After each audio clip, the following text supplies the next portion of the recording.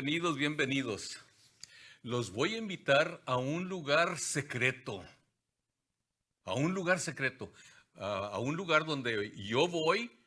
Les voy a decir dónde está, pero usted no puede ir allí porque es secreto, es mío.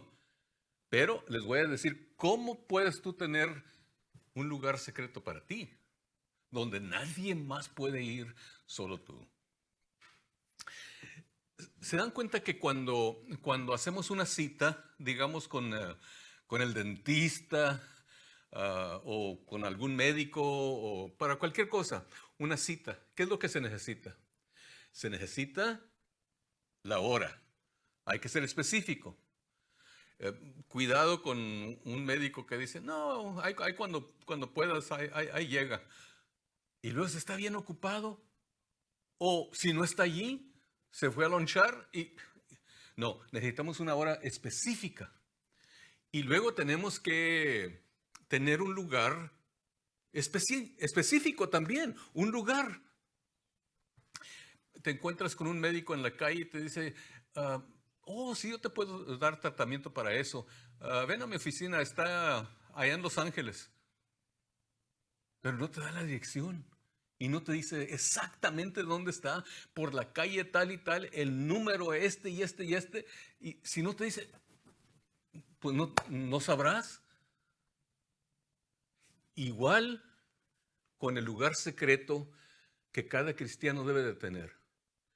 Tenemos que hacer una cita para encontrarnos con Dios y necesitamos un lugar específico donde encontrar a Dios.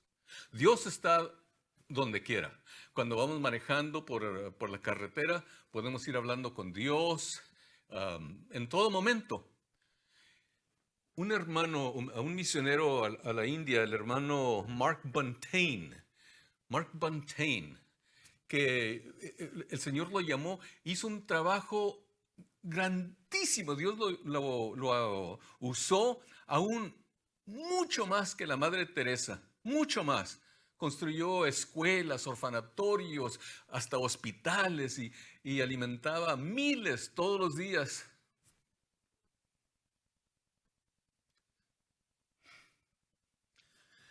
Me tocó conocerlo una vez.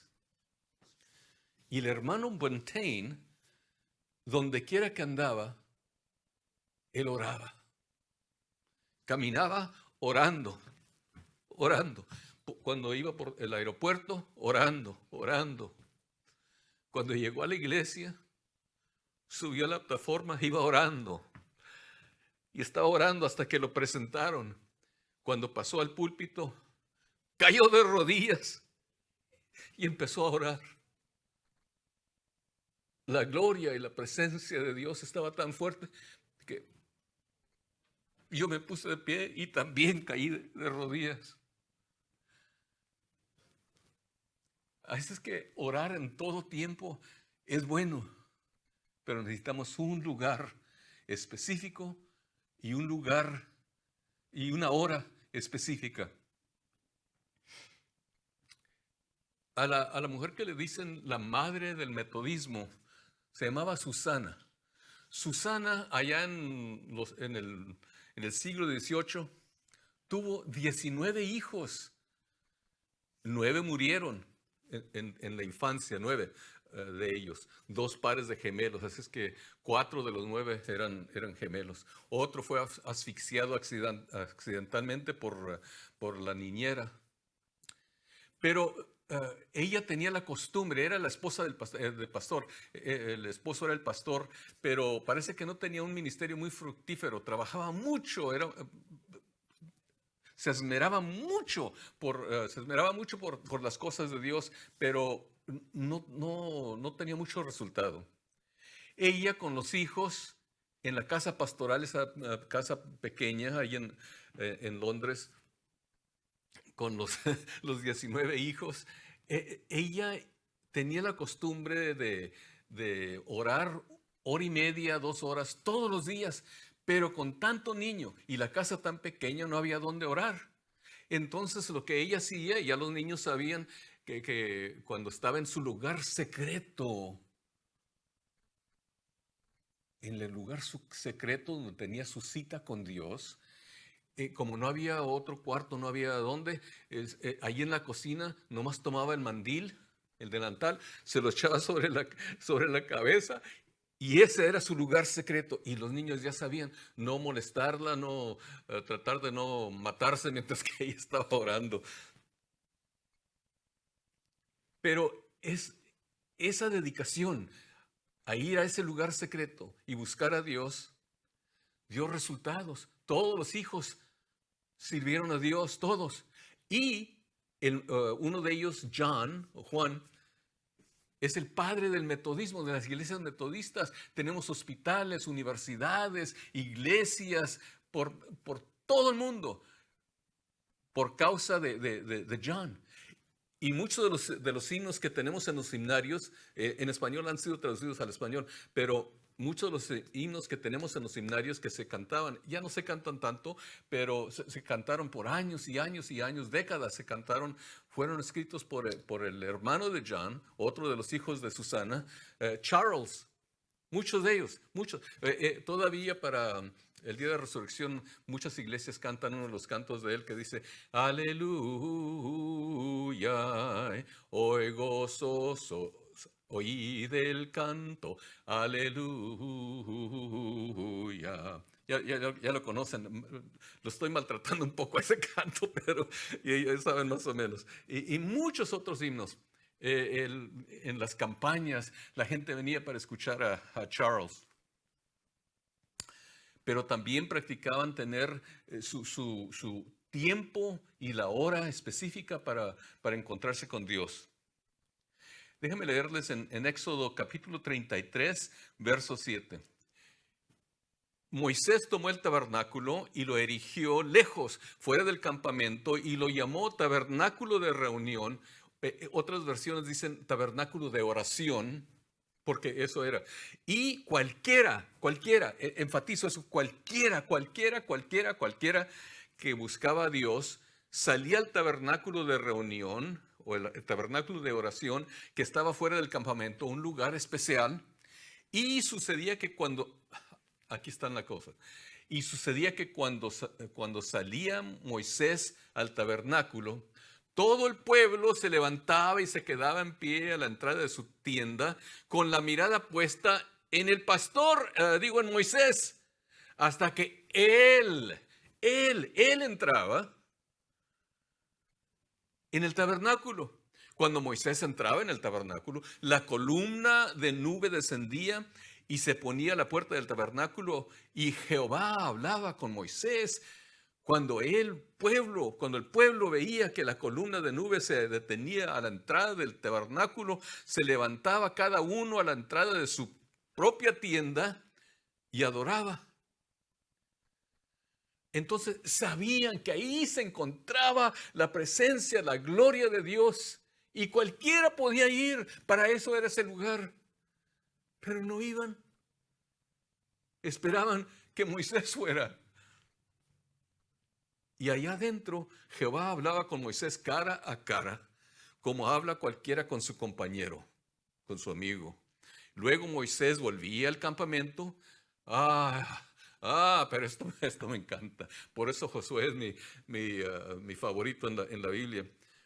Pero el joven Josué, hijo de Nun, su servidor, el ayudante de Moisés, nunca se apartaba de en medio del tabernáculo.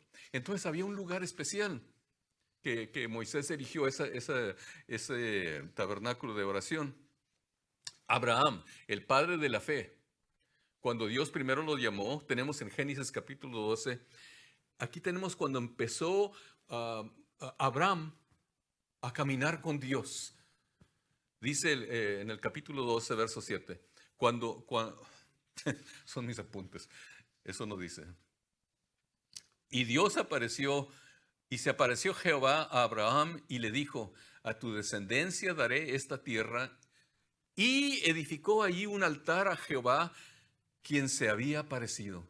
Entonces, al principio, digamos, ponerlo en palabras de hoy, en las situaciones de hoy, cuando primero se convirtió, cuando primero tuvo un encuentro con Dios, lo primero que hizo es edificó un altar porque ahí Dios lo había salvado. Al principio tenía su lugar específico para ir a orar. Y luego sigue el siguiente verso en Génesis 12:8. Al empezar a crecer, ahora que va creciendo, dice, porque dice, de allí pasó a un monte al oriente de Betel y plantó su tienda entre Betel al occidente y ahí al oriente. Edificó en ese lugar un altar a Jehová e invocó el nombre de Jehová, y luego Abraham partió de allí avanzando, mira, va creciendo, avanzando poco a poco hacia el Negev, el desierto. Entonces iba a tener que pasar por el desierto, pero iba creciendo en su fe. ¿Por qué? Porque iba hablando con Dios, tenía su lugar para orar, para encontrarse con Dios. Sabemos de la Biblia, según nos dice San Pablo, que sin fe es imposible agradar a Dios.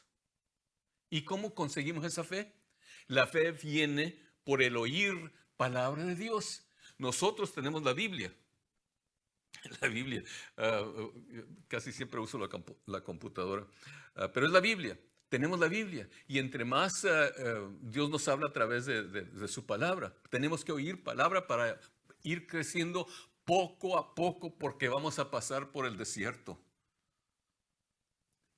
Abraham no tenía la Biblia. Él hablaba directamente con Dios y Dios le ayudaba. Así es que al oír palabra de Jehová, fue creciendo y aumentando su fe, porque sin fe es imposible agradar a Dios. No pudiera ser el padre de las naciones, el padre de un pueblo judío, el padre del idioma hebrea. No pudiera ser el gran hombre de Dios, el amigo de Dios, sin fe. Y la fe viene solo por oír de Dios. El pastor aquí de la iglesia, Journey of Faith, hoy predicó acerca de que ¿a quién estamos oyendo? Recibimos palabra de la cultura, de la sociedad, de los amigos, del Facebook, de Instagram, Snapchat y todo lo demás, las demás aplicaciones que tenemos en los teléfonos. Pero ¿cuántos hacemos tiempo para ir a un lugar específico, a una hora específica, para oír palabra de Dios?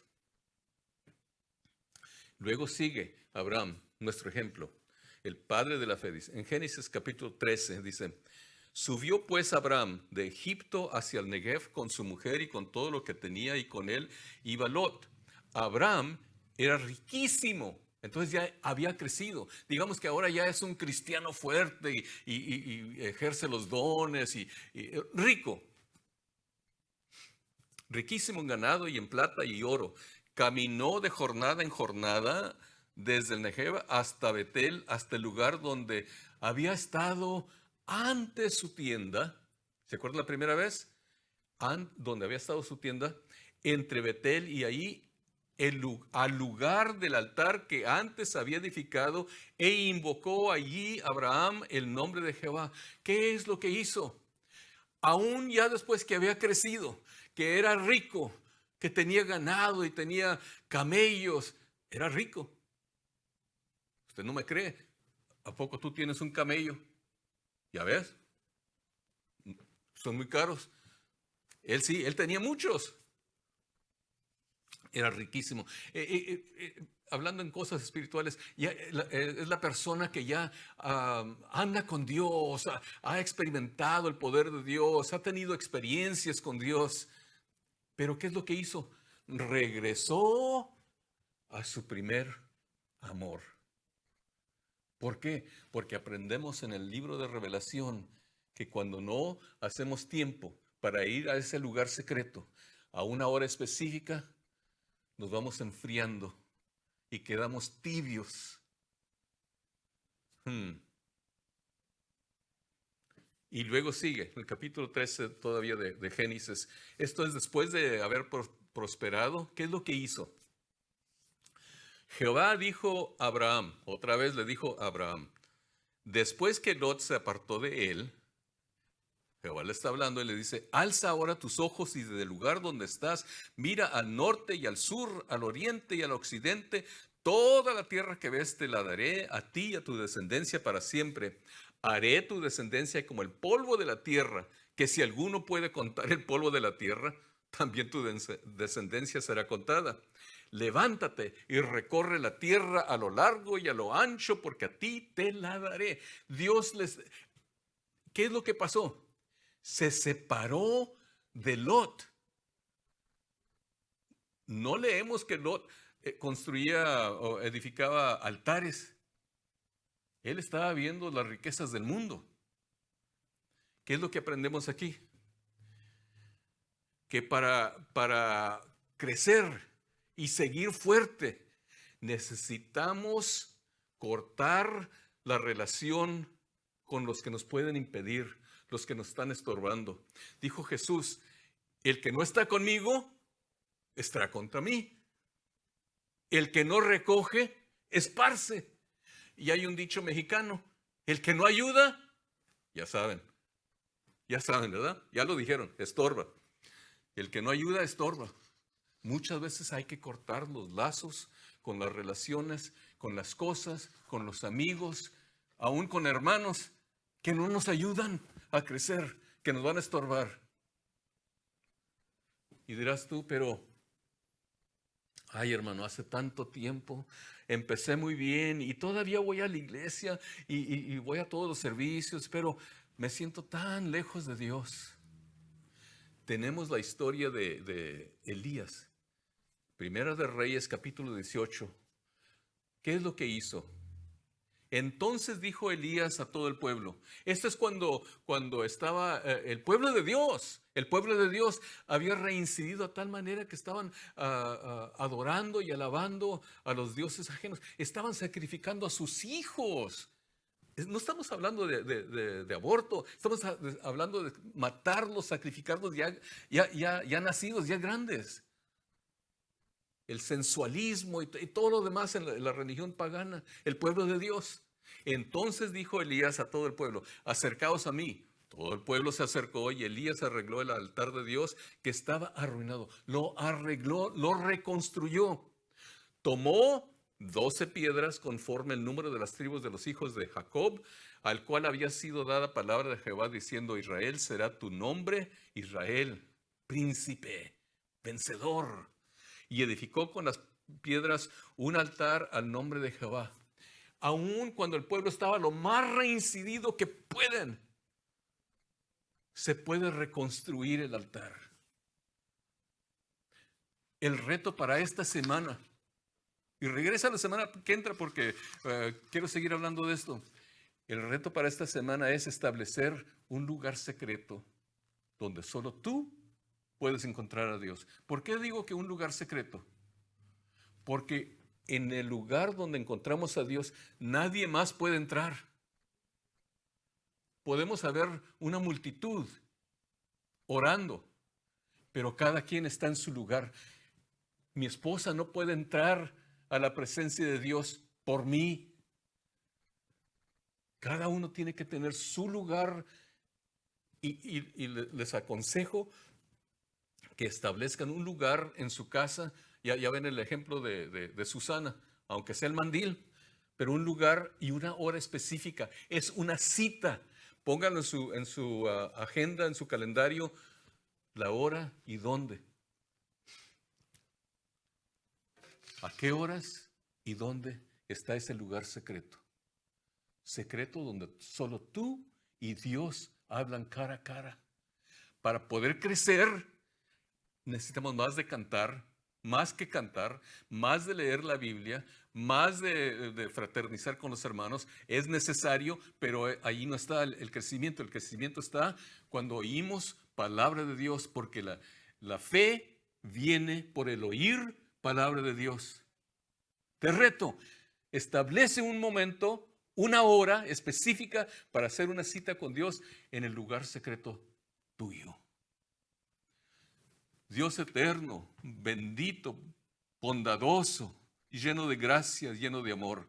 Te pido, Señor, que nos ayudes, que ayudes a cada uno de mis amigos, de mis hermanos, de mis hermanas, que que empezando mañana en la mañana o hoy en la noche, que establezcamos una hora y un lugar específico para ir a nuestro lugar secreto, para encontrarnos cara a cara con el Dios viviente. Te pido la bendición sobre cada uno en el nombre del Padre, del Hijo y del Espíritu Santo. Amén.